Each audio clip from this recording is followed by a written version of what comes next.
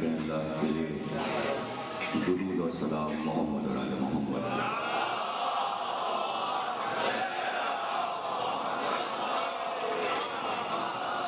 1432 ہجری کے شہر جیلون کی 8ویں تقریب آپ حضرات سماعت فرما رہے ہیں.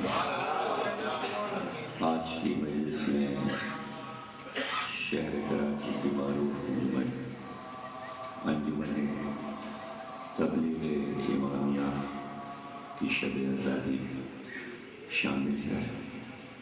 بعد مجلس قلم برآمد ہوگا اور اس کے بعد انجمن کی شب آزادی کا آغاز ہوگا. عرض کیا جا رہا تھا مسلسل اور 2 دن اور عرض کرنا ہے کہ اللہ کے نمائندے پورا خدائی اختیار رکھتے ہیں، لیکن اس کو استعمال کرنا نہ کرنا یہ حکمت الہی کے پیش نظر ہے کہ اللہ کی مرضی کیا ہے. اور ہمارے 14 معصوم جنہیں ہم 14 معصوم کہتے ہیں جو بات انبیاء ہیں، ان کا فرمان یہ ہے کہ جب ہم ارادہ کرتے ہیں تو وہ ارادہ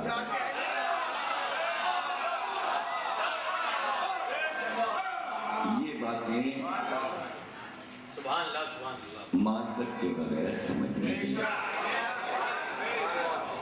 یہ بہت اعلیٰ پائے کی حدیثیں ہیں، علمی مسئلے ہیں، لیکن ان کا سمجھنا بھی ضروری ہے. لیکن میں موضوع کو بہت آسان بنا کر پیش کر رہا ہوں کہ جتنا بھی اس پر غور کریں گے دین سمجھ میں آتا جائے گا، اور خصوصاً توحید کی معرفت پیدا ہوتی جائے گی. جتنا آپ اللہ کے نمائندوں کے فضائل سنتے ہیں اور ہر وقت شائق رہتے ہیں کہ ان کی فضیلتیں ہم سنیں، بالکل اسی طرح ضروری ہے کہ ان کے جو دشمن ہیں ان کے بارے میں پوری جانکاری رکھنا چاہیے. اگر آپ ایسا نہیں کریں گے، جب بھی آپ مکمل فلسفہ دین کو سمجھ نہیں پائیں گے. یہ نہیں کہ صرف دشمن کے حالات و واقعات، بلکہ سب سے ضروری یہ ہے کہ دشمنوں کے مزاج کو سمجھیں، ان کی فکر کیا تھی، وہ چاہتے کیا تھے، وہ کس طرح اپنے نظام کو چلانا چاہتے تھے. وہ چاہے نمرود ہو یا فرعون ہو یا وہ عرب کے کافر ہوں جو رسول اللہ کی نبوت کی مخالفت کر رہے تھے. اور اس طرح آگے تک سوچتے چلے جائیں کہ دنیا کے حکمران وہ کیا چاہتے تھے، ان کا کیا مقصد، ان کے سامنے کیا مقصد تھا. ظاہر ہے کہ سیدھی سی بات ہے کہ وہ دنیا میں عیش و عشرت اور چین کی زندگی چاہتے تھے اور آرام سے اپنی حکومت کو برقرار رکھنا چاہتے تھے، شہرت چاہتے تھے، اختیار و اقتدار ذہنوں پہ چاہتے تھے. جس میں کہ حکومت کرتے تھے، دنیا کو غلام رکھنا چاہتے تھے اور ذہنوں کو آزاد نہیں ہونے دینا چاہتے تھے، ہر انسان کی فکر کو قیدی بنا کے رکھنا چاہتے تھے، جو ہم سوچیں وہ تم سوچیں، جو ہم چاہتے ہیں تم وہ کرو۔ ظاہر ہے یہ ان کا مقصد تھا۔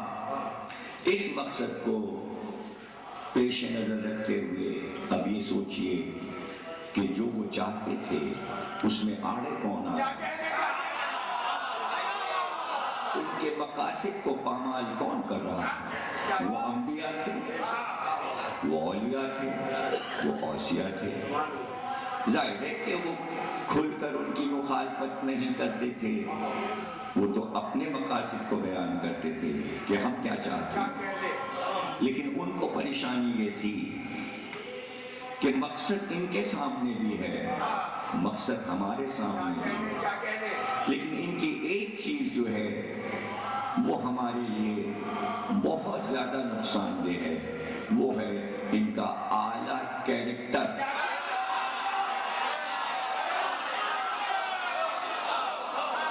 ان کا اعلیٰ کردار، اس لیے کہ ہم اپنے کردار کو ایسا ڈھال نہیں سکتے، چونکہ دنیا کی عشرت چاہیے، نشاط چاہیے اور فرحاندوزی چاہیے، دنیا کی خوشیاں چاہیے، تو دنیا کی خوشیوں میں جو کچھ ہے وہ سب ہم کو چاہیے، اور وہ تمام چیزیں ان کے یہاں حرام ہے۔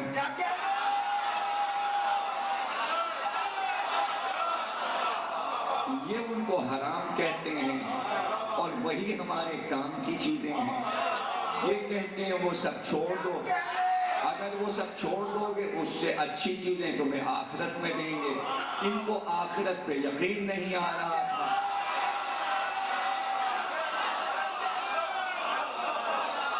ملیں گی، کبھی ملیں گی، ابھی یہاں تو نہیں ہیں وہ چیزیں، ان کو استعمال کر لو۔ اور وہ منع تو کرتے تھے، لیکن مصیبت یہ تھی کہ صرف منع نہیں کر رہے تھے بلکہ خود ان چیزوں سے دور تھے۔ تو اب جو ان کی طرف جا رہے تھے وہ یہ دیکھ رہے تھے کہ یہ کیسے لوگ ہیں جو شراب چھوڑنے کو تیار نہیں، جو دنیا کے راگ و رنگ چھوڑنے کو تیار نہیں ہیں، اس میں کھوئے ہوئے ہیں، اور انہوں نے کبھی مڑ کر ان نجس چیزوں کو دیکھا بھی نہیں۔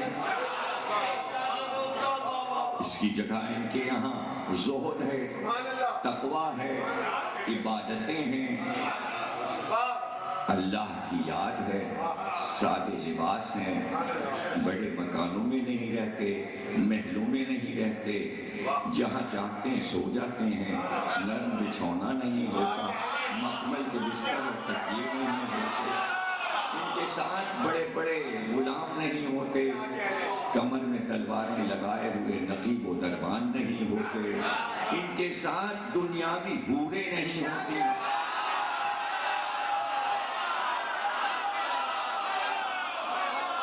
یہ تو بہت سادہ لوگ ہیں، یہ تو بہت سادہ لوگ ہیں، اور یہ اپنے آپ کو کہتے ہیں ہم آسمانی ہیں، ہمیں وہاں سے بھیجا گیا ہے۔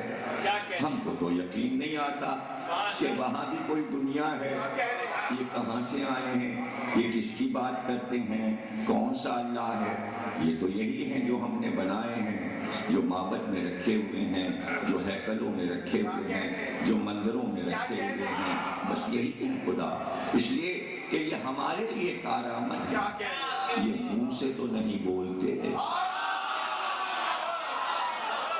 ان پر لاکھوں من سونا چڑھتا ہے، ہم چپکے سے سب کے جانے کے بعد وہ دولت اپنے گھر پہنچا دیتے ہیں، یہ چپ رہتے ہیں کہ ہماری دولت لے کر کہاں جاؤ، یہ نہیں بولتے۔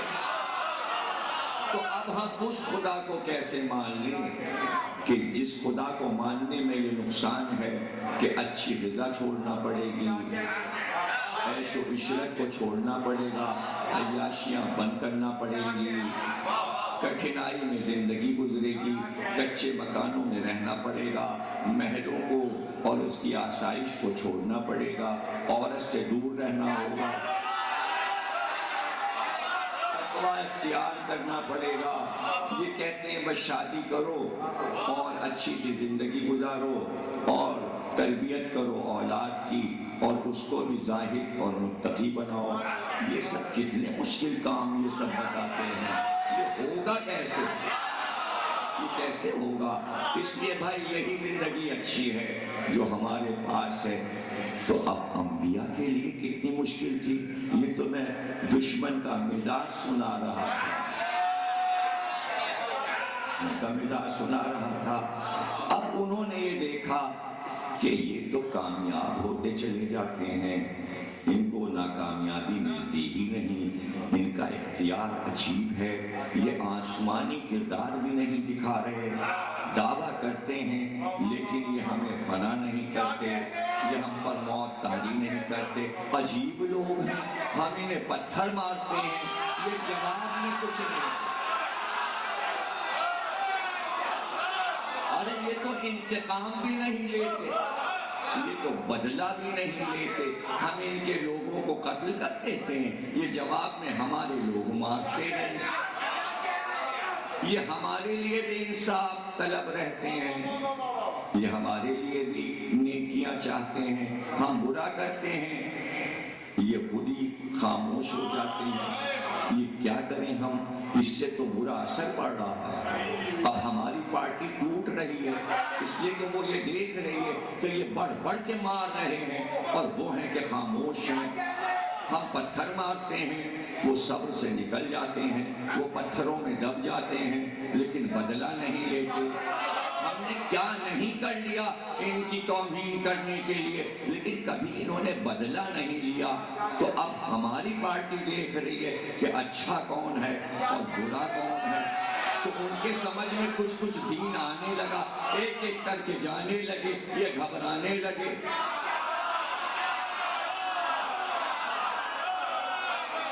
لیکن اگر میں الگ الگ یونٹ میں سناتا تو میں کبھی آپ کو موسیٰ کا حال سناتا اور کبھی ابراہیم کا، کبھی نوح کا، کبھی ختمی مرتبت کا۔ میں نے 1,00,000 کو یکجا کیا اور ایک حال یعنی ہر نبی کی کہانی یہی ہے، ہر عادی کی کہانی یہی ہے۔ تو اب ایک اور مشکل آئی کہ یہ چلے تو گئے، اب ان کو ہم ان سے منحرف کیسے کریں، کیسے بلائیں، کیسے اپنی طرف پلٹائیں، کیسے بہکائیں۔ پھر جب انہوں نے دیکھا طاقتور ہو گئے تو پھر میٹنگ کر کے کہا چلو اب ہم بھی چلتے ہیں۔ آپس میں ڈسکس ہوا وہاں جا کے کیا کریں گے، کہا وہاں چل کے شر کرو، فتنہ کرو، انہیں آپس میں لڑاؤ، ان کے دین میں رکھنا ڈالو، ان کے اوپر اعتراضات کرو، طرح طرح کے سوال اٹھاؤ۔ جب تک وہاں جا کے نہیں بیٹھو گے سوال کیسے کرو گے؟ اور یہ کچے ذہنوں کے لوگ سوچ پا نہیں رہے ہیں، انہیں سوال کرنا نہیں آتا، یہ تو بس ایمان لے آئے ہیں، انہوں نے کلمہ پڑھ لیا ہے، وہاں انہیں سب کچھ مل رہا ہے، روٹی مل رہی ہے، کپڑا مل رہا ہے، سب سے بڑھ کے عزت مل رہی ہے، یہ تو وہاں پہلو میں جا کے ان کے وہاں دوستیاں کر لی ہیں، بڑی قدردانی ان کی ہو رہی ہے، اللہ کے گھر میں سب ایک ساتھ کھڑے ہو گئے ہیں۔ ان کے یہاں تو یہ ہے ہی نہیں ذات پات کہ یہ امیر ہے، یہ غریب ہے، یہ چھوٹا ہے، یہ بڑا ہے، یہ کالا ہے، یہ گورا ہے، ان کے یہاں تو کوئی جھگڑا ہی۔ اب چل کر جھگڑا اٹھاؤ، کالا کالا ہے، گورا گورا ہے، امیر امیر ہے، غریب غریب ہے۔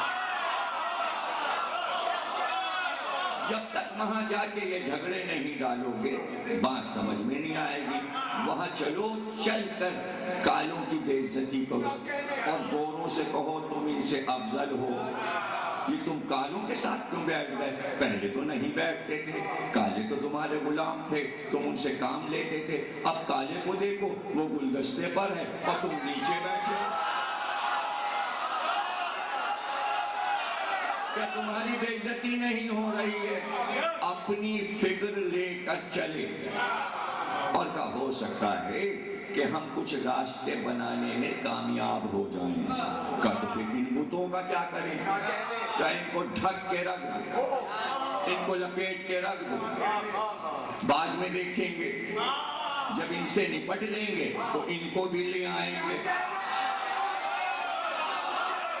اس میں کیا ہے، بعد میں بنا لیں گے، بہت سی عمارتیں بنا لیں گے، مندر بنا لیں گے، بوتھی تو ہیں، لکڑی کے تو ہیں، پتھر کے تو ہیں، اور ڈھال لیں گے، پہلے ان سے نپٹ تو لیں۔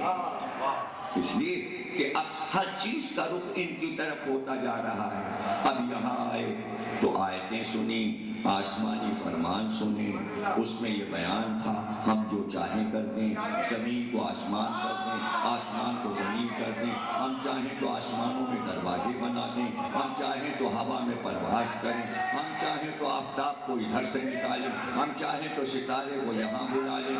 اب یہ اپنی روحانی داستان سنا رہے ہیں۔ بھائی یہ کیا، اس سے تو یہ اور پکے ہو جائیں گے کہ یہ جو چاہے کر سکتے ہیں، ان کے پاس بڑا اختیار و اقتدار ہے۔ پھر کیا کیا جائے اور کیسے ان کو سمجھایا جائے کہ یہ سب صحیح نہیں ہے، نہ یہ آسمانوں کی سیر کر سکتے ہیں، نہ یہ ہوا میں اڑ سکتے ہیں، نہ یہ پانی پہ چل سکتے ہیں، ان کے پاس کوئی اختیار نہیں ہے، غیب میں ان کے پاس لشکر نہیں ہے، یہ کیسے کریں اور کیا کریں؟ تو سب نے طے کیا ایسا کریں، خوب ظلم کروائیں ان کے اوپر۔ اگر یہ اپنے اختیار کو استعمال کریں گے تو ٹھیک ہے، پھر ہم بھی چپ ہو جائیں گے، اور اگر یہ چپ ہو گئے تو ہم بڑھتے جائیں گے، یہ دبتے جائیں گے،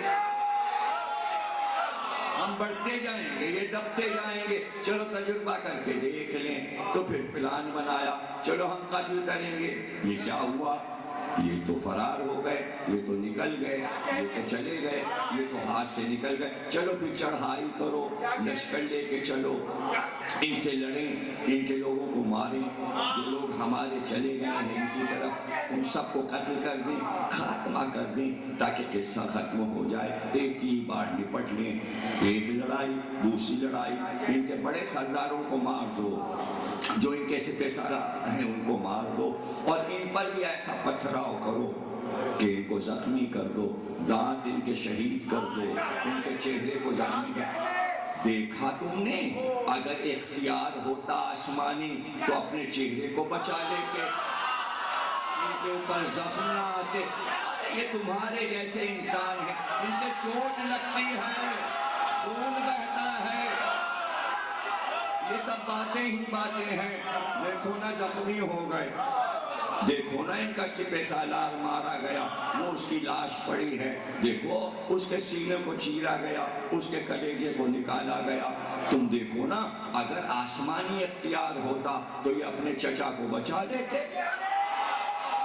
یہ اپنے چچا کو بچا لیتے، فرشتوں کو بلا لیتے، اللہ سے کہتے کہ چچا کو بچا لے، اس کا سینہ نہ چیرا جائے، اس کا کلیجہ نہ نکالا جائے۔ تم نے دیکھا کوئی اختیار ان کے پاس نہیں ہے، یہ سب عام ہیں، یہ صرف حکومت بنانا چاہتے تھے، اس لیے انہوں نے آسمانی نعرہ لگایا، وہاں سے آئے ہیں اور وہاں سے آیتیں آتی ہیں، کچھ نہیں ہے ان کے پاس، یہ ہمارے اب یہ بڑھتے گئے، وہ صبر کرتے گئے، یہ بڑھتے گئے، وہ صبر کرتے گئے، یہ آزماتے گئے۔ اب تو اختیار کرو، وہ سارے اختیارات، اب تو بتاؤ تمہارے پاس کیا ہے۔ اسی کو کہتے ہیں کہ دشمن چاہتا تھا راز بتاؤ، یہ راز دینے کو تیار نہیں تھے۔ تو یہاں سے تقریب کو سمجھ لیجئے، عبداللطیف بھٹائی نے کہا کہ سب نے مل کر ایکا کیا تھا حسین سے کہ صرف اتنی سی بات تھی، راز بتا دو۔ یہ کربلا میں چڑھائی نہیں تھی۔ عبداللطیف بھٹائی کہتے ہیں یہ جنگ کربلا، یہ مار کاٹ، یہ سب کچھ نہیں تھا، سب کا مطالبہ ایک تھا، راز بتاؤ، آسمان پہ جانے کا راز بتاؤ۔ عبداللطیف بھٹائی کہتے ہیں کہ حسین نے کہا راز نہیں بتائیں گے، گلا کٹا دیں گے۔ راز نہیں بتائیں گے، محمد محمد نے راز نہیں بتایا، یہ بلک بلک پڑے، اب تو بولو، اب تو اختیار کرو وہ سب کچھ۔ اگر واقعی آسمانی طاقت ہے ہمیں فنا کر کے دکھاؤ۔ اب اور شیر ہو گئے، اور شیر ہو گئے، اور ان کو دیکھیے، ان کو دیکھیے، انہوں نے اعلان بھی کر دیا، آگے کا بھی پلان بتا دیا۔ بھیا لوگ اپنا پلان چھپاتے ہیں، آئندہ کون حاکم ہوگا بتایا نہیں جاتا۔ نبی نے بتایا ہمارے بعد 12 آئیں گے، صدیوں کا پلان بنا دیا، بگاڑ سکو تو بگاڑ کے دکھاؤ۔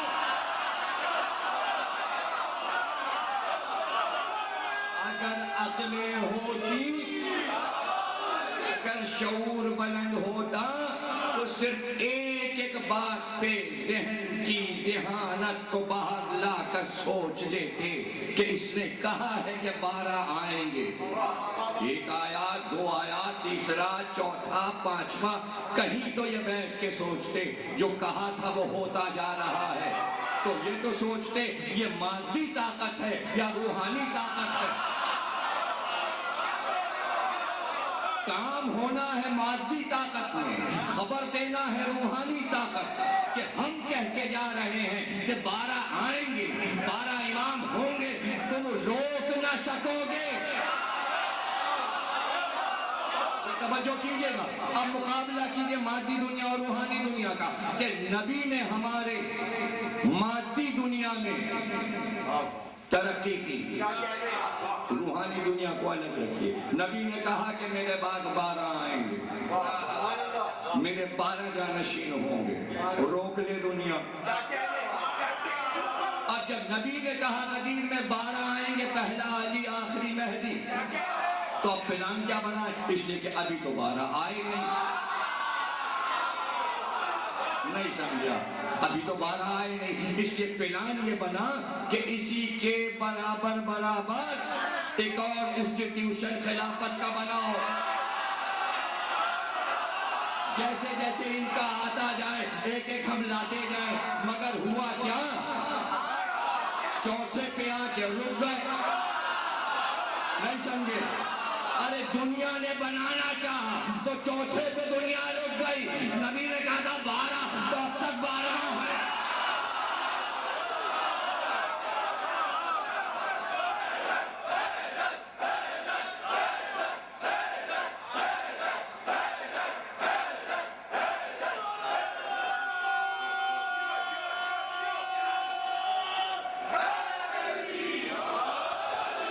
کون سے ذہن تھے جو کام کر رہے تھے؟ ہاں اعلان کیا ہے کہ یہ علی ہیں، علی یہ تمہیں لے کر چلیں گے، یہی تمہیں دین سمجھائیں گے۔ سب کو معلوم ہے کہ اعلان کر دیا، یہ بھی معلوم ہے ہمارے فائدے کی بات ہے، لیکن وہ جو کیڑا کل بلا رہا ہے، وہ جو ڈپارٹمنٹ اس کا کام کر رہا ہے، اس کا کیا کیا جائے؟ تو اب دیکھ چکے تھے احد میں کیا ہوا، حمزہ کی شہادت دیکھ چکے تھے، اور نبی نے بدلہ نہیں لیا۔ پلان بن کیسے رہا تھا؟ جب تک آپ دشمن کا ذہن نہیں سمجھیں گے اور فکر نہیں سمجھیں گے، کیا سمجھ میں آئے گا؟ میں ادھر کی تو بہت سنا چکا، اب میں ادھر کی سنا رہا۔ جب انہوں نے دیکھا کہ قیمتی جان چلی گئی اور حمزہ مارے گئے اور انہوں نے انتقام نہیں لیا، تو آپس میں باتیں ہی تو دیکھا تم نے، قیمتی آدمی مارا گیا، انتقام بھی نہ لے پائے اور بچا بھی نہ پائے۔ کون سا آسمانی اختیار ہے ان کے پاس؟ کہاں روحانی طاقت ہے ان کے پاس؟ کہ بس بڑھتے جاؤ اور اسی روٹ پہ بڑھتے جاؤ۔ اس طرح کامیاب ہوتا گیا دشمن۔ اب اگر پچھلی تقدیریں یاد ہیں کہ اختیار سارا دیا ہے، تمہاری مرضی ہے کہ تم کیسے رہو۔ انہوں نے طے کیا کہ روحانی طاقتوں کا استعمال نہیں کریں گے، مادی دنیا میں رہیں گے۔ اب چچا مارا جائے تو مارا جائے، اس کا نام شہادت رکھ کے اس پہ روئیں گے۔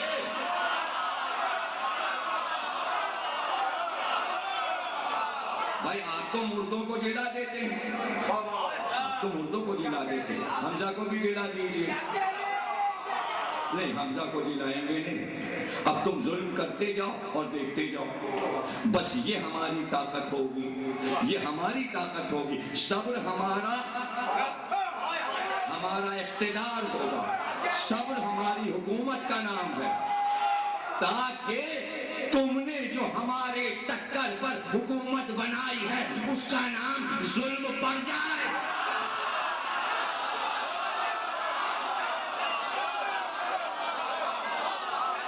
ऐसा हुआ कि नहीं हुआ?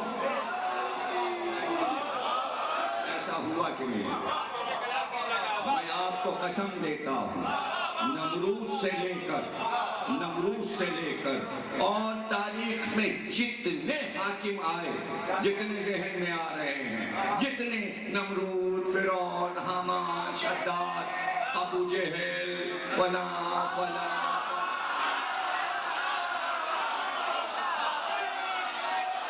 एक में आना को दे रहे। किसी तारीख में आप दिखाएंगे कि इन सब में कोई एक ऐसा था जिसके नाम के साथ आता है बड़ा साबिर था।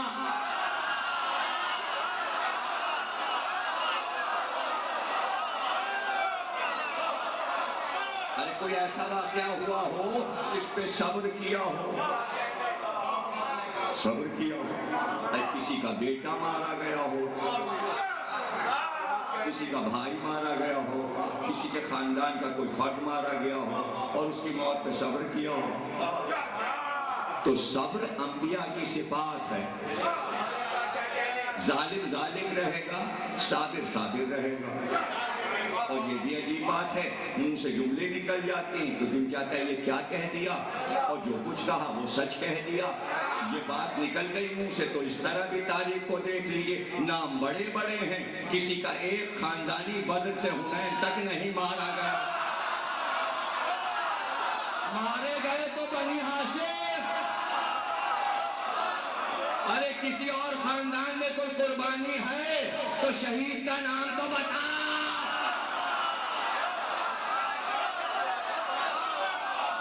कोई मैदान में जंग का शहीद तो आज भी कहना पड़ता है कि कुर्बानियां तो नबी के खानदान ने दी, तो दूसरा खानदान कौन है टक्कर पे? तो सीधी सीधी बातें हैं, सामने की बातें हैं। उनका भाई इसी रूट पे चलो। अब सियासत का है टकराव, मैं बता चुका। वो सियासत लाएंगे, सियासत में जितने एलिमेंट हैं वो इस्तेमाल होंगे, इनके लिए वो हराम, साजिश, झूठ बोलना, कहना न मानना, बगावत करना, बेइत्नाई, लापरवाही, अपनी जिद पे अड़े रहना, ये सब सियासत के हथकंडे हैं।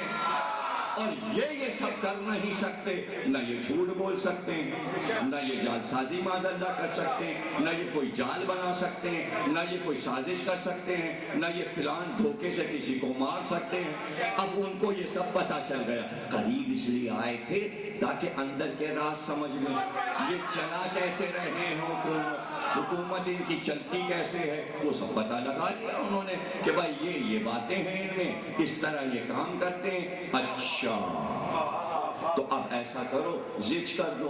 वहां तो कहा है गदीर में कि बना दिया, अब यहाँ फैला दो, हदीस मंसूख हो गई। अब नबी क्या जवाब दिया? जब 2.5 लाख के मजमे में कह चुके, अब मदीने में कहने का फायदा, इसलिए कि जिन्हें बाहर जाना था वो जा चुके, अब दोबारा कहने से क्या फायदा? कि फिर मस्जिद नबवी में तो जमा कर तो खाली मदीने वाले सुनेंगे, तो फिर ये कहा जाएगा हाँ वो मदीने में फिर दोबारा कह दिया था, यमन वाले थे नहीं, बसरे वाले थे नहीं, मक्के वाले थे नहीं। भाई आसानी से आप बात समझ रहे हैं ना, कोई परेशानी तो नहीं है, इसलिए नबी चुप, दोबारा तो नहीं ऐलान किया, ऐलान वही चल रहा है। तो अब नबी को हुक्म हुआ, वो ऐलान किया था ज़बानी, अब कागज़ी कार्रवाई कीजिए। اب لکھیے اور لکھ کے ان کے سامنے رکھوائیے تاکہ آپ کے بعد تحریر پیش کر دی جائے کہ وصیت کی ہے. وصیت قرآن میں ہے, نبی وصیت کرتا آیا ہے, ہر نبی وصیت کرتا ہے اپنے بعد والے کے لیے. شیش نے انوش کے لیے لکھا, انہوں نے ارفیشت کے لیے لکھا, انہوں نے کے لیے لکھا, انہوں نے سام کے لیے لکھا, انہوں نے ابراہیم کے لیے لکھا, انہوں نے اسماعیل کے لیے لکھا, انہوں نے اسحاق کے لیے لکھا, داؤد نے سلیمان کے لیے لکھا, زکریا نے یحییٰ کے لیے لکھا. اب لکھتے رہیے, تحریر ضروری ہے, تحریر ضروری ہے. تو آپ بلائیے سب کو اور کہیے قلم کاغذ لاؤ تاکہ میں تمہارے لیے ایک نوشتہ لکھ دوں. جب تک وہ نوشتہ نہیں لکھوں گا تمہارے لیے گمراہی کا خطرہ رہے گا. اگر میں نہیں لکھوں گا میرے بعد تم گمراہ ہو جاؤ گے. ایک ایک لفظ موتیوں میں تولیے, اگر میں نے نہ لکھا تو تم گمراہ ہو جاؤ گے.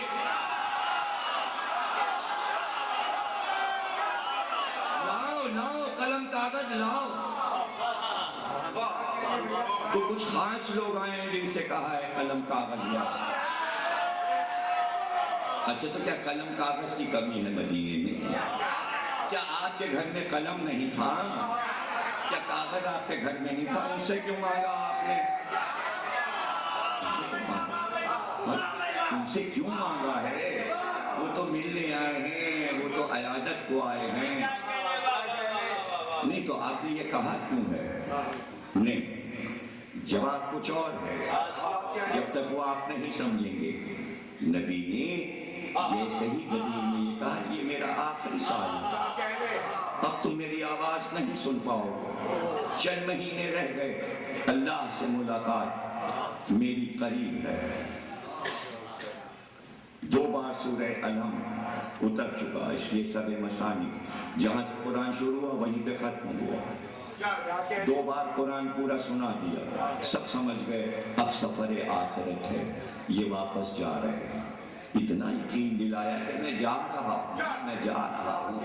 اب بھی یقین نہیں آ رہا.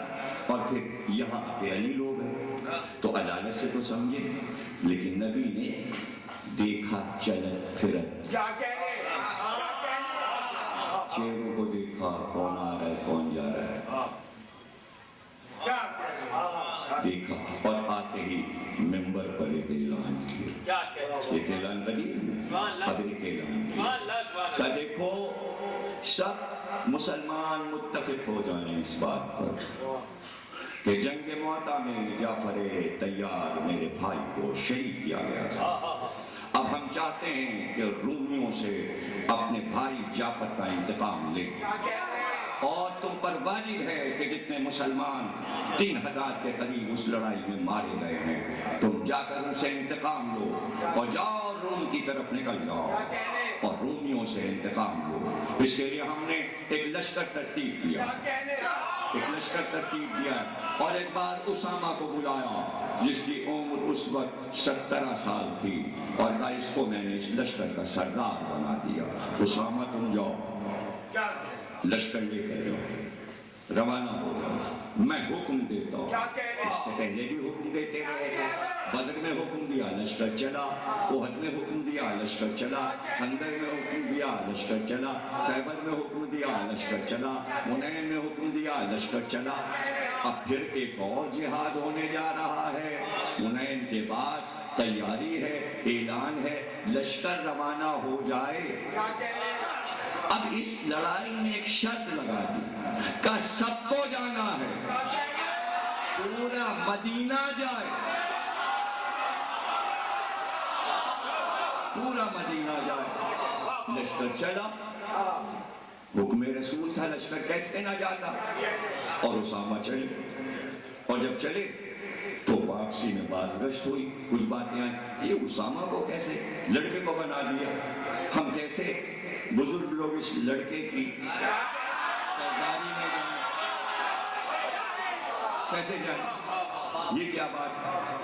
آپ پھر جلال کے عالم میں حلالت ہے گھر سے پھر نمبر پہ آئے اور کہا سنو میں اعلان کرتا ہوں، جیس کہتے ہیں لشکر کو، جیسے اسامہ میں آج جو نہیں جائے گا اس پر خدا کی لعنت ہے۔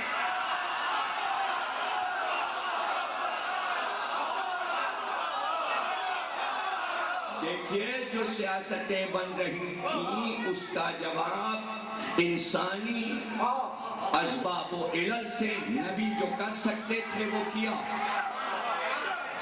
اب مزید سیاست دنیا والی آپ چاہتے تھے کہ ہو جائے، وہ نہیں ہو سکتا تھا۔ جو اختیار تھا نبوت کا اتنا کیا کہ یہ لشکر جائے، مدینہ خالی ہو جائے، تاکہ جب میں وفات پاؤں تو جتنے لوگ ہیں نبی کو اختیار دے دیا جائے کہ علی کی بادشاہت کا اعلان میرے جنازے پہ ہو جائے، جب یہ واپس آئے تو علی پائے تخت پر بیٹھے ہوں، تخت متمکن ہوں، اور پورے عرب میں اعلان ہو جائے کہ علی حاکم بن گئے، خزانے ان کے پاس ہیں، لشکر ان کے پاس ہے، لشکر واپس آئے گا تو علی کی سرکردگی میں رہے گا۔ اب وہ سمجھ گئے کہ نبوت کا پلان کیا ہے۔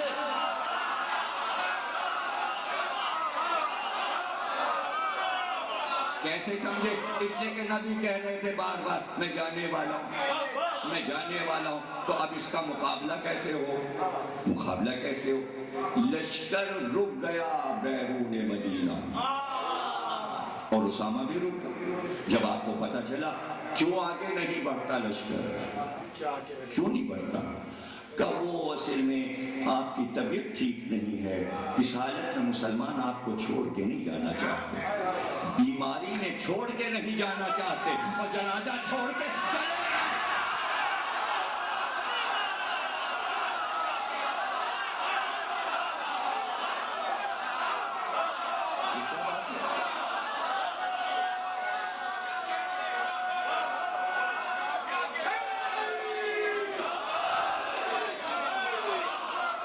تم کیسے آ گئے؟ یہ تم کیسے نظر آ رہا؟ یہ تم کیسے نظر آ رہا؟ اس لیے کہ تار برقی لگی تھی۔ اب کیا حالت ہے؟ اب کیا حالت؟ اب کیا حالت ہے؟ اور ادھر سے پیغامات جائنا نہیں، آگے نہ بڑھنا، اب ایسی حالت ہے، اب ایسی حالت ہے۔ پورے سفر آخرت کی تصویریں وہاں کھنچ رہی تھی، اور وہاں پیغام پہنچ رہے تھے۔ انہیں معلوم تھا کہ اگر ہم چلے گئے تو جو ہم نے سوچا ہے وہ نہیں ہو پائے گا۔ تو نبی نے مادی نقطہ نظر سے جو کچھ ہو سکتا تھا علی کی خلافت کے لیے آخری حد تک وہ کیا۔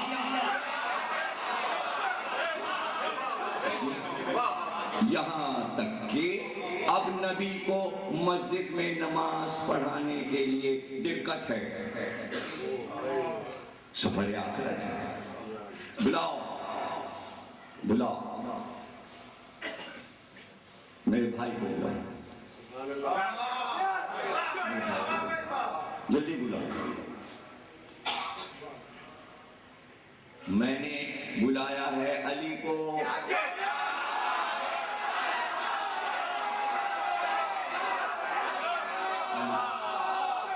جاؤ علی سے کہو نماز پڑھائے، جاؤ علی سے کہو۔ پردے سے منہ نکلا، پڑھا دیجیے نماز، نبی کہہ رہے ہیں۔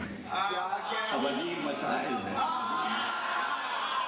بھائی، دو رخ ہیں، اب ہم کیا بتائیں؟ اگر یہ رخ آپ کو نہ بتائیں تو آپ کی سمجھ میں رسالت کیسے آئے گی؟ کیسے آئے گی؟ پردہ ہٹایا، نبی نے کہا پردہ ہٹاؤ، نماز کون پڑھا رہا ہے؟ علی آ گئے۔ کہ نہیں علی تو نہیں پہنچے۔ کیوں نہیں پہنچے؟ علی کہیں بہت دور تھے؟ بس یہ ہیں وہ باتیں سمجھنے کی۔ ایک بات جلال نے کہا مجھے اٹھاؤ، مجھے اٹھاؤ۔ ارے علی تو آ چکے تھے، اس لیے کہ راوی نے یہ لکھا کہ جب نبی نے کہا مجھے اٹھاؤ تو ایک بازو علی نے تھاما، ایک عبداللہ ابن عباس نے تھاما۔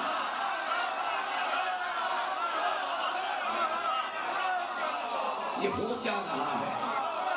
یہ مناظر کیا ہے؟ یہ نقشہ کیا ہے؟ یہ کیوں نبی قلم اور کاغذ مانگ رہے ہیں؟ اگر اپنے قلم سے لکھتے، اگر اپنے کاغذ سے لکھتے، تحریر اسی گھر میں رہ جاتی، گواہ بنایا، اس نے قلم دیا ہے، اس نے کاغذ دیا ہے، تحریر اس کو دی ہے، اس کے ہاتھ میں تحریر ہے، یہ لے کے جا رہا ہے تحریر۔ کیا بات ہے، کیا سوچ تھی اور کیا فکر تھی، یہی تو سوچنے کی بات ہے۔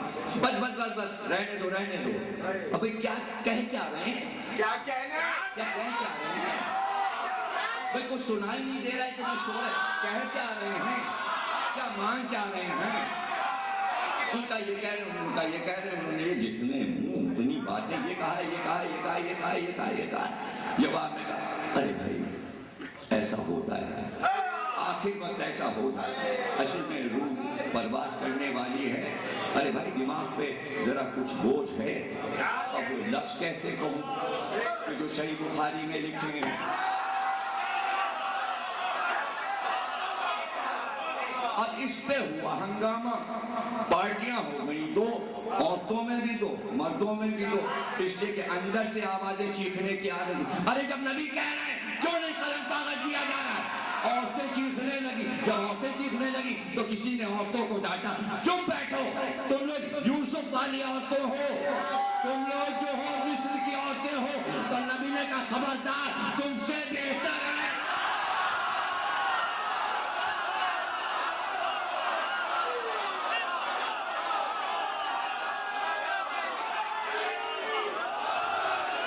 بہتر ہے، عورتوں پہ سختی نہ کرو، عورتوں پہ سختی نہ کرو۔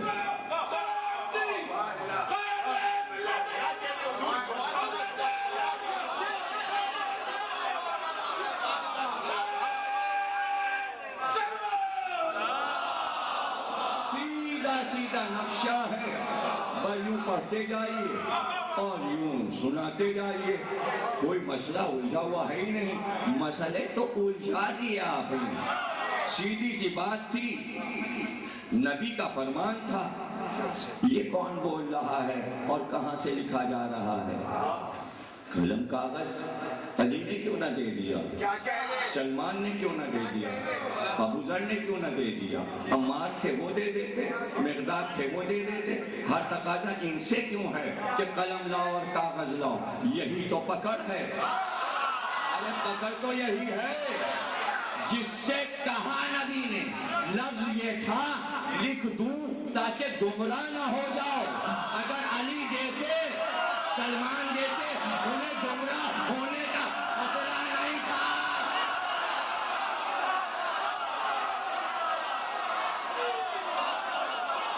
سلمان کاغذ کیوں دے، ابو ذر کاغذ کیوں دے؟ انہیں گمراہ ہونا ہی نہیں ہے، جو کاغذ نہیں دے گا اور قلم نہیں دے گا وہ گمراہ رہ جائے گا،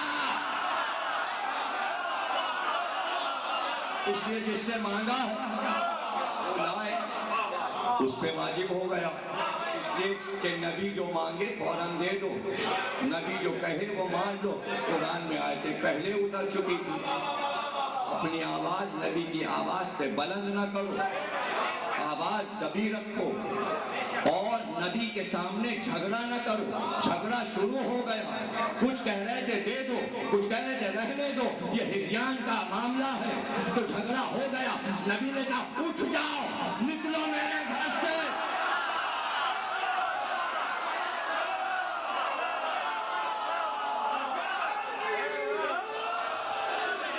اب بھائی بات یہ ہے، پردے ڈالو، لیپا پوتی کرو، اوپر سے رنگ لگا دو، سجا دو، بنا دو، سیدھی سی بات ہے، نبی کے نکالے ہوئے لوگ جو چاہے کریں،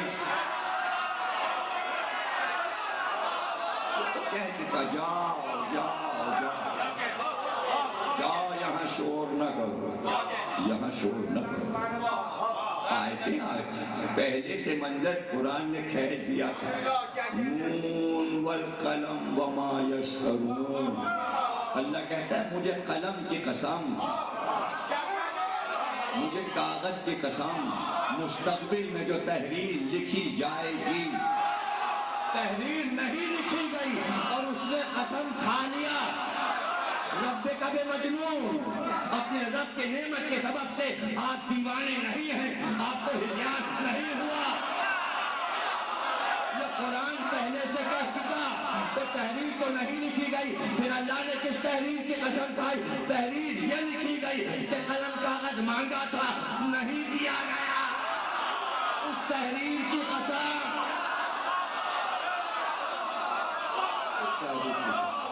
اسی لیے سورہ نون والقلم قرآن میں ہے، قلم پہ پورا سورہ آ گیا۔ اب سمجھ میں بات آئی کہ کوئی قصہ قلم کا آنے والا تھا۔ قرآن میں 3 جگہ کاغذ کا ذکر ہے۔ حدیث کو رد کرنے کے لیے کہا کاغذ تو زمانے میں بنا ہی نہیں تھا، قرآن نے کاغذ کا ذکر پہلے کر دیا، اس لیے کہ چائنا میں کاغذ بن چکا تھا۔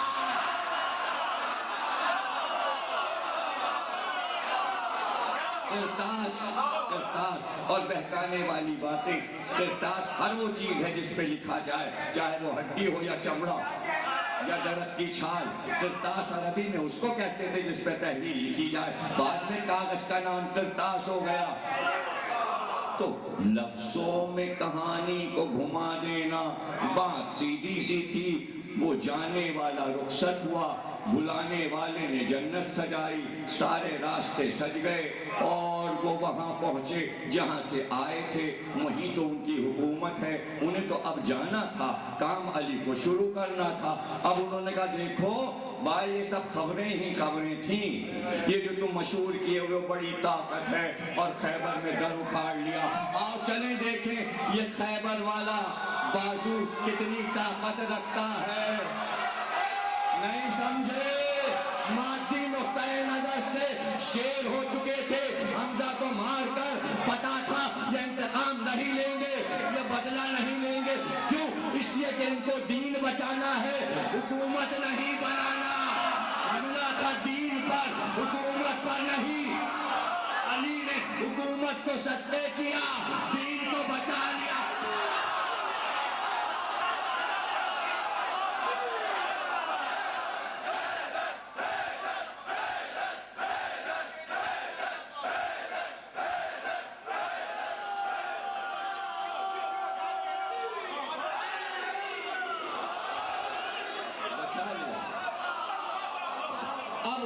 کئی بات پس پردہ، دنیا کیسے دیکھے؟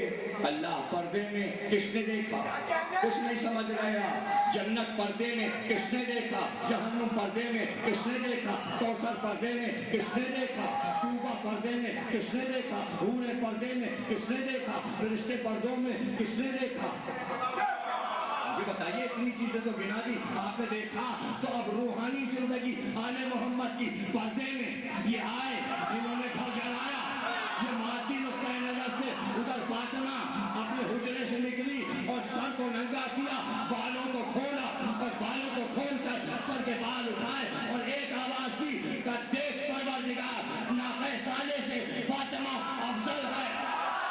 ناقہ صالح پہ عذاب آیا تھا، میں اس سے افضل ہوں۔ بس یہ کہنا تھا، مدینے کی زمین ہلی،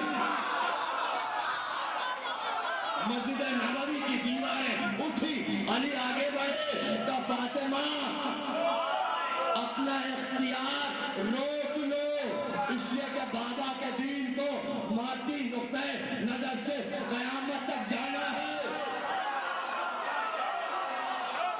اختیار تو تھا، اختیار تو تھا۔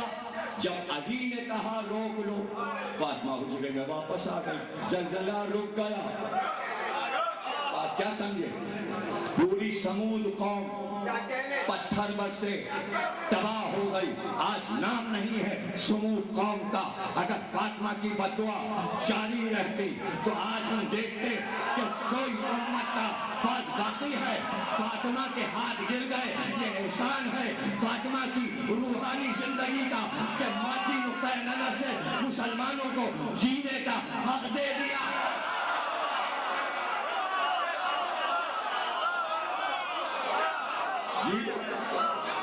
جی لو، اختیار ہمارا تھا، ہم نے کیا صبر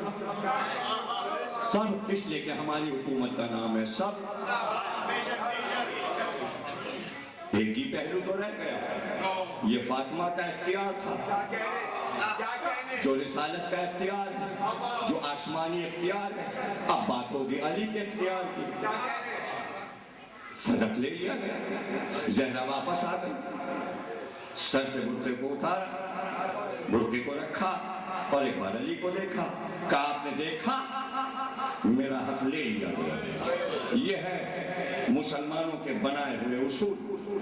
میں نے قرآن سے کہا کہ شریعت میں ہے کہ وارث کو حق ملتا ہے، میں نے بتایا کہ بیٹی وارث ہوتی ہے، انہوں نے کہا نبی وارث نہیں ہوتا۔ میں نے آیت پڑھی قرآن کی کہ داؤد کے وارث سلیمان ہوئے، قرآن میں ہے کہ زکریا کے وارث یحییٰ ہوئے، انہوں نے قرآن کی آیات کو نہیں مانا۔ آپ نے دیکھا تو نبی نے جواب دیا تو شکست تو ان کی ہو گئی، اس لیے کہ انہوں نے کہا تھا قرآن کافی ہے، انہوں نے کہا تھا قرآن کافی ہے، قرآن تو ان کے کام نہیں آیا، قرآن تو تمہاری ملکیت ہو گیا، اس لیے کہ آیات پڑھ کے تم ہی بتا سکتی ہو کہاں کیا ہے، ان کو تو کچھ پتا نہیں تو قرآن میں کیا ہے،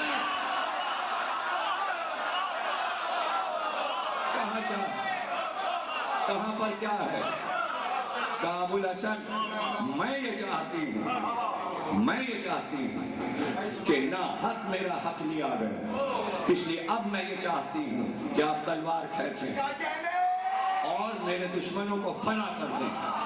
علی نے کہا بس اتنی سی بات، یہ کہہ کر علی آگے بڑھے، ذوالفقار کو اٹھایا، فاتح خیبر ذوالفقار کو لے کے چلا، ادھر علی ذوالفقار کو لے کر چلے، ادھر مؤذن نے آواز دی اللہ اکبر اللہ اکبر، پھر مؤذن نے کہا لا الہ الا اللہ، پھر مؤذن نے کہا محمد رسول اللہ، علی دروازے کو رکے، کہا فاطمہ باپ کا نام اذان میں چاہتی ہو یا علی کی تلوار؟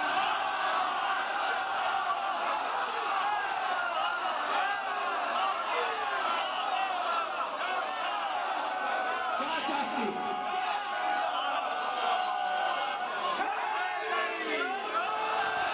دشمنوں کا خاتمہ چاہتی ہو یا باپ کا نام قیامت تک اذان میں رکھنا چاہتی ہو؟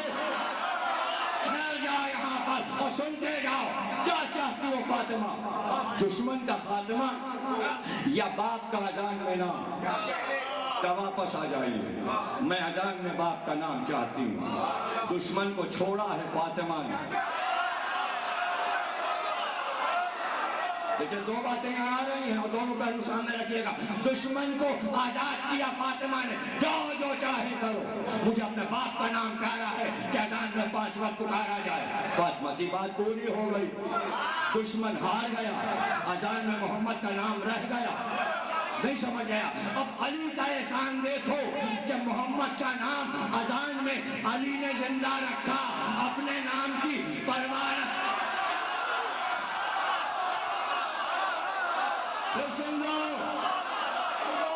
محمد رسول اللہ اذان میں رہے، اس پر علی بگڑ گئے کہ یہ رہے گا، علی ولی اللہ پر جلال میں نہیں آئے، رہے یا نہ رہے، یہی محمد رسول اللہ میری فتح ہے۔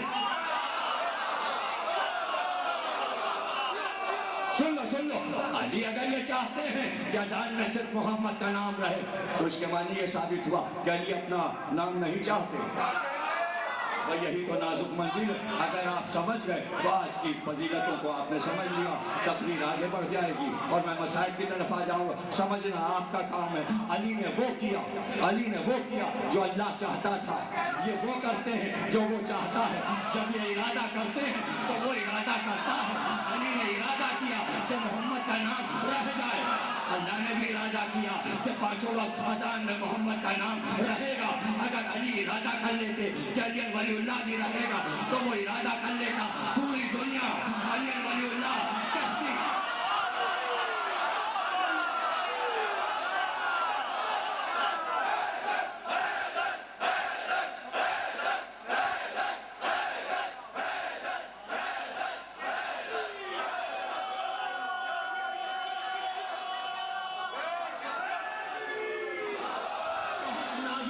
پر ہم آ گئے ہیں اور سمجھنا آپ کا کام ہے اور ضروری ہے سمجھنا. جب یہ طے ہو گیا کہ صرف علی یہ چاہتے تھے کہ محمد کا نام اذان میں رہ جائے, تو اب ہم علی ولی اللہ اذان میں کیوں کہیں؟ مقصد تو پورا ہو گیا, مقصد تو پورا ہو گیا. اب بات کو سمجھو, بات کو سمجھو. حل جزاء الاحسان الا الاحسان. علی نے احسان کیا, اللہ کی مرضی پر محمد کے نام کو اذان میں رہنے دیا. احسان کا بدلہ یہ کہ امت پکارے جس نے نام کو زندہ رکھا, علی ولی اللہ.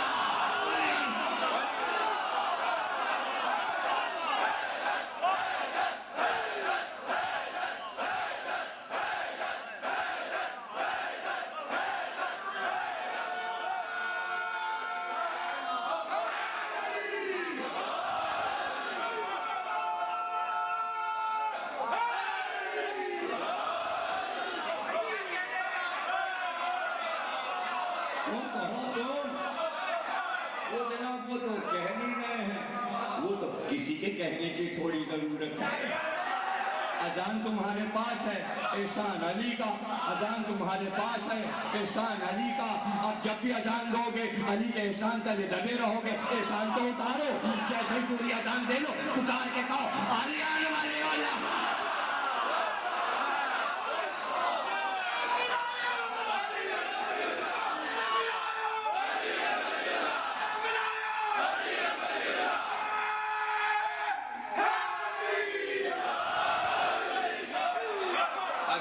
نہ سمجھ پایا, روحانی دنیا کی باتیں اور مادی دنیا کی باتیں, اور پھر کہہ دوں اس پہ بضد نہ ہو جائیے گا کہ جب چوتھی خلافت علی کی آئی تو پھر کیوں نہ کہلوا لیا پورے عرب سے علی ولی اللہ. سوال تو میں پیدا کر رہا ہوں, کہاں آپ کے ذہن میں آیا ہوگا؟ ایسے تو میں 1000 سوالات پیدا کر دوں لیکن جواب میں ہی دوں گا, کوئی نہیں دے پائے گا. تو کیوں علی نے ایسا کیوں نہیں کیا؟ اگر پچھلی تقریریں آپ کو یاد ہیں تو ایک جملہ وہاں سے اٹھا دوں. بات سمجھ, کائنات بنا کے اللہ نے, نہیں سمجھے, اللہ کائنات بنا کے بے نیاز ہو گیا, علی دین کا محل بنا کے بے نیاز.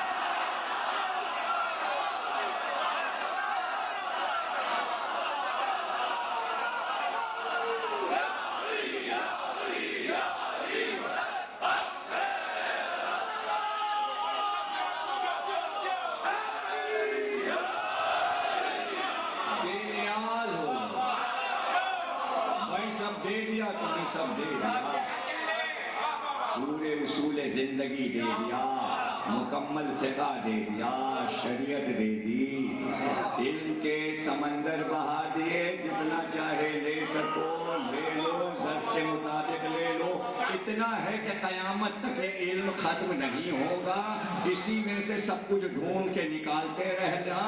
اب یہ سب دے کر میں تم سے کچھ صلہ چاہتا ہوں کہ میرا نام رہے, تو مجھے پہلا مانو, تو مجھے چوتھا مانو. ارے جہنم میں جا.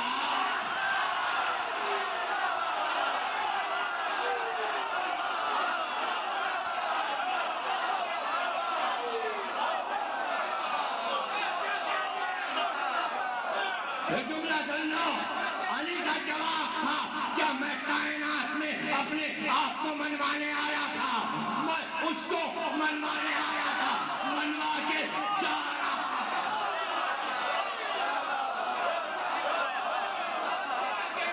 اس سے بڑا جملہ چاہیے؟ ارے مجھے تو دنیا نے آفر دے دی تھی خدائی کی.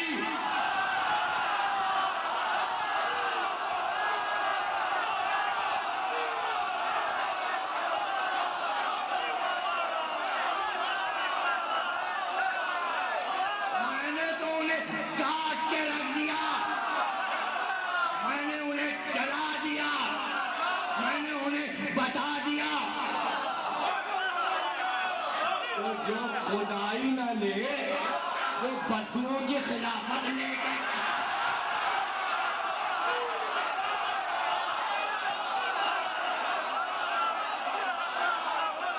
بے نیاز ہے, بے نیاز میرا جملہ نہیں ہے، امام صادق کا جملہ ہے، علی بے نیاز ہو گئے۔ اب علی بے نیاز ہو گئے تو ہم لوگ پھر کیا کریں؟ ہم پر کیا واجب ہو گیا؟ علی بے نیاز ہو گئے، علی بے نیاز ہو گئے، بے نیاز ہو گئے، اب ہم کیا کریں؟ ہم کیا کریں؟ ہم بار بار علی کی نیاز کریں، مولا نیاز نیاز میں جو چاہے دے دو، جو مٹھائی پسند ہے مٹھائی دے، نمکین پسند ہے حلیم دے، کھانا دے، جو سمجھ میں آئے نیاز نیاز نیاز، چاہے علم ہو یا تابوت ہو یا امام باڑہ ہو یا مجلس ہو، ذکر علی ہو، سب نیاز ہے۔ وہ بے نیاز رہے تو ہم نیاز دیے جا رہے ہیں، مولا نیاز مولا نیاز۔ ارے کہیں اللہ کی بھی نیاز ہوتی ہے؟ ہوا ہے کہیں؟ اللہ کی نظر کہیں ہوئی ہے؟ اللہ کی نظر آپ کر سکتے ہیں؟ اللہ کی نظر کروا سکتے ہیں؟ اللہ کی نظر وہ خود مانگتا ہے، لاؤ اسماعیل کو لاؤ۔ اللہ کی نظر آسان نہیں ہے، محمد سے کہا حسین کو دو۔ اللہ کی نظر میں نبی بیٹا دیتا ہے، اس لیے ہم اللہ کی نظر دے ہی نہیں سکتے، لے دے کے علی کی نیاز ہے۔ ہم غریبوں کے پاس کیا ہے؟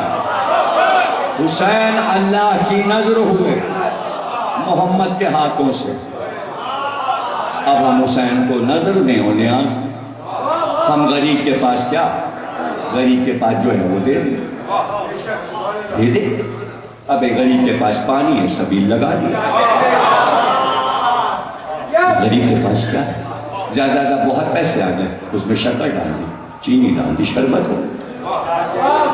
اس میں کیا بدعت ہو گئی؟ اس میں کیا بدعت ہو گئی؟ یہ بدعت ہے۔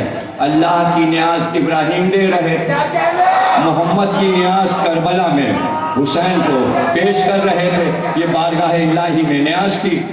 ہم کیا اللہ کی نیاز دے سکتے ہیں؟ اگر آپ بڑے وہابی ہیں تو دے دیجیے۔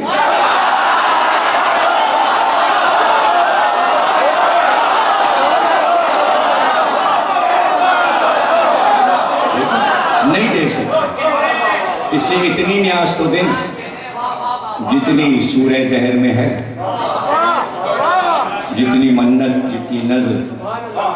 یوفون بالنذر، وہ اپنی نظر پوری کرتے ہیں، وہ اپنی منتوں کو پورا کرتے ہیں۔ نظر نیاز قرآن میں ہے، آپ ہی تو کہتے ہیں قرآن میں دکھاؤ، قرآن میں اور چیز قرآن میں دکھاؤ، لیکن جب دکھاؤں جب مجمع کے ایک آدمی کو پورا قرآن یاد ہو،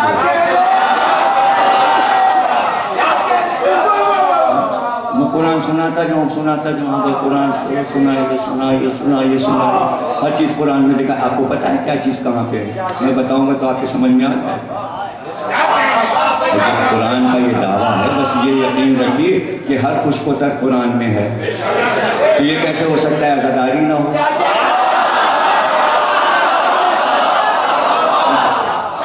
خوش کو تر ہے تو سب کچھ، جو کچھ محمد سے متعلق ہے، سرکار سے، حبیب خدا سے متعلق، سب قرآن میں ہے۔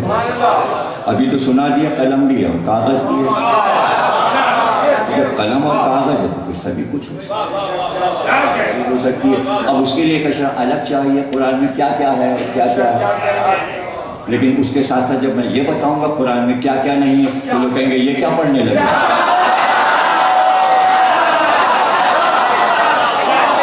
یہ کیا پڑھنے لگے، یہ کیا پڑھنے لگے۔ ہاں، جیسے یہ قرآن میں سب کچھ ہے، اسی طرح بہت کچھ قرآن میں نہیں ہے۔ یہ جو سقیفہ میں خلافت بنی تھی قرآن میں نہیں ہے۔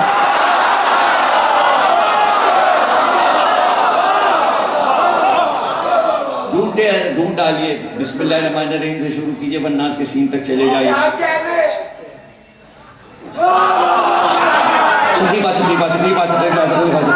خلافت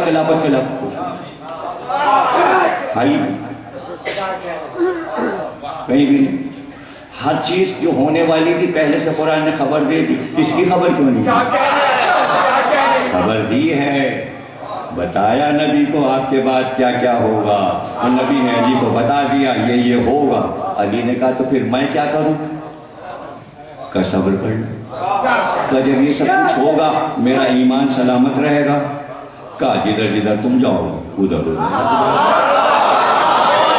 جدھر جدھر حق جائے گا ادھر ادھر تم جاؤ گے۔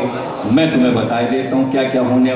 تو جو نقشہ بنایا مادی دنیا نے، علی کے سامنے وہ نقشہ پہلے سے تھا،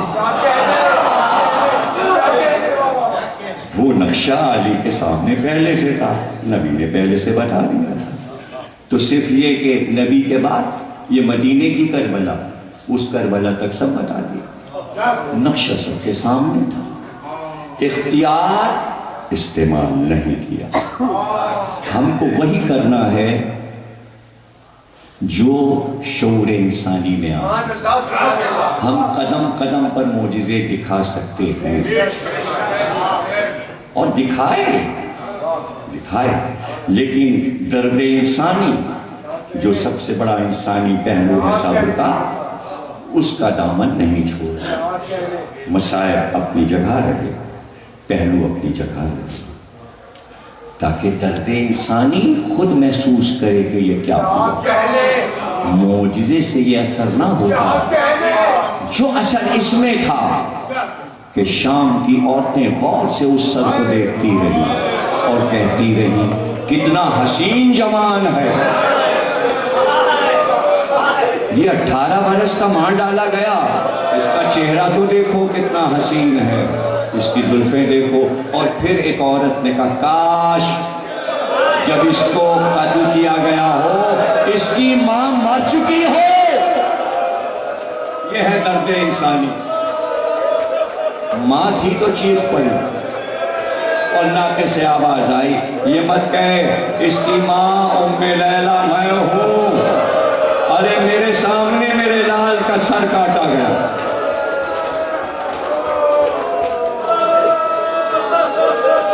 پیغام ہے، پیغام انسانیت کو انسانیت سکھانا ہے۔ معجزے ہو سکتے ہیں، معجزے ہو سکتے ہیں۔ دنیا متاثر ہو رہی تھی، قافلہ جدھر سے گزرتا تھا لوگ آ جاتے، شہروں شہروں سے گزرا، کہیں دشمن اور کہیں دوست۔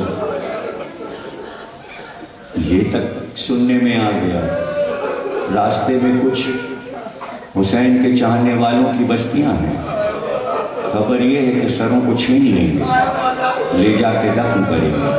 شیور نے کہا صندوقوں میں سر بند کر دو، نیزوں سے اتار دو، الگ الگ صندوقوں میں رکھو۔ ایک صندوق میں حسین کا سر تالا لگا دیا، دوسرے صندوق میں علی اکبر کا سر تالا لگا دیا گیا۔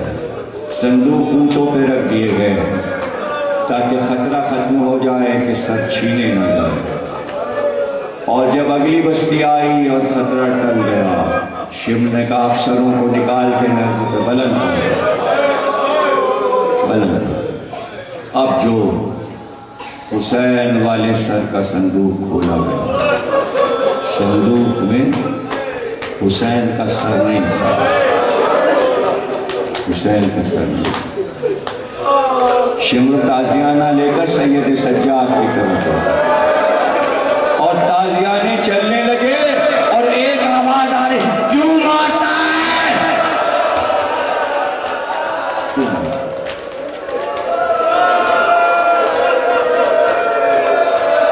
ارے ہٹا لے تازیانہ، بابا کا سر پوچھ رہا ہے، ارے جا وہ صندوق کھول، یہ صندوق میں میرے بھائی علی اکبر کا سر ہے۔ اب جو وہ صندوق کھولا گیا تو علی اکبر کے چہرے پر حسین کا چہرہ تھا۔ اور سلامت رہو، ایسی صابرہ بیوی تاریخ گواہ ہے کہ ام لیلا کا صبر سن کر کائنات حیران ہو گئی۔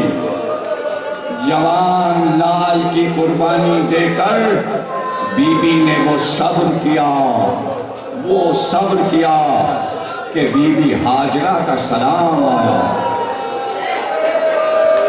مریم کا سلام آیا، اللہ اکبر۔ لیکن دو پہلو پیش کر رہا تھا۔ مادی نقطۂ نظر سے آپ کو معلوم ہے کہ انسانی احساسات سارے آل محمد کو دیے گئے تھے۔ ماں ہے، ماں ہے جس کا جوان لال مار ڈالا جائے۔ بڑا صبر کیا بی بی نے۔ کیا یہ صبر کم تھا کہ ام لیلا ناقے پر اور ساتھ ساتھ نیزہ چلے اور اس پہ جوان بیٹے کا سر؟ جس ماں نے لال کو دھوپ میں نکلنے نہ دیا ہو، ارے اس کا سر نوک پر بلند ہے، اس کا گلا اور رگوں سے ٹپکتا لہو۔ کیا ہے صبر کی منزل؟ کیا ہے صبر کی منزل؟ مگر ہائے، بڑا صبر کیا ام لیلا نے۔ تقریر ختم ہو گئی، لیکن جب سے مدینے آئیں اور جب خالی بستر علی اکبر کا دیکھا تو ایک ایک منظر نگاہوں میں پھرتا تھا۔ علی اکبر کا کمر میں تلوار لگا کر گھوڑے پہ سوار ہونا، علی اکبر کی جوانی، علی اکبر کی قامت، علی اکبر کا چہرہ، علی اکبر کی زلفیں، علی اکبر کا لباس، چلنا پھرنا اور ماں کے پہلو میں آ کر بیٹھ جانا، کبھی گلے میں ہاتھ ڈال کر پیار سے ماں سے گفتگو، کبھی قدموں میں بیٹھ جانا، کبھی ماں کی نائلانوں کو بوسہ دینا۔ ایک ایک بات ام لیلا کو یاد آتی، ارے ماں تھی تو تڑپ جاتی تھی، راتوں دن رویا کرتی تھی۔ مدینے والوں کو معلوم تھا کہ یہ بی بی جو رات کو روتی ہے، دن کو روتی ہے، یہ ام لیلا ہے۔ مگر مسافر آ گیا مدینے میں، اس کو تو کچھ بھی پتا نہیں تھا۔ وہ محلے بنی ہاشم سے جو گزرا تو اس کا اونٹ چلتے چلتے رک گیا۔ اس نے تازیانہ مارا، اونٹ آگے نہیں بڑھا۔ اس نے سوچا میری سواری آگے نہیں بڑھتی، اونٹ سے اتر پڑا، ناکے کے سامنے آیا، کہا ہمیشہ تو میرے اشارے پہ چلا ہے، آج کیا ہو گیا تجھ کو، آگے کیوں نہیں بڑھتا؟ تو اب وہ سوداگر کہتا ہے میں نے دیکھا میرے اونٹ کے آنکھوں سے آنسو بہ رہے ہیں۔ میں سوچنے لگا یہ رو کیوں رہا ہے؟ اب میں نے غور کیا تو ساری سواری رونے لگی۔ ارے جانور بھی رونے لگتے تھے۔ ام لیلا کا ماتم اور نوحہ سن کر تقریر ختم ہو گئی۔ اتنی صابرہ بیوی، اتنی صابرہ بیوی۔ لو تقریر کے آخری جملے، عید آ گئی، کربلا کے بعد پہلی عید آ گئی اور دشمن یہ دیکھنے کو جمع ہوئے، بیویوں کے گھر اجڑ گئے، پہلی عید سب کیسے منائیں گے؟ صبح ہوئی، بیویاں چادریں اوڑھ کر گھر سے نکلی، کنیزیں ساتھ، اور قبر رسول پر پہنچی اور بیویوں نے حلقہ بنایا اور پکار پکار کر کہا واجدہ ہمارے گھر اجڑ گئے، نانا آج عید ہے، ہمارے گھر میں نہ بچے ہیں نہ جوان، نہ بچے ہیں نہ جوان۔ لوگ کھڑے تھے اور فریادوں کی آواز روضہ رسول سے باہر آ رہی تھی۔ راوی کہتا ہے ایک بار میں نے دیکھا ایک بلند قامت بی بی سیاہ چادر میں روضے سے باہر نکلی، مگر روتی ہوئی، اور اس کے پیچھے کنی اس کی چادر کو سنبھالے۔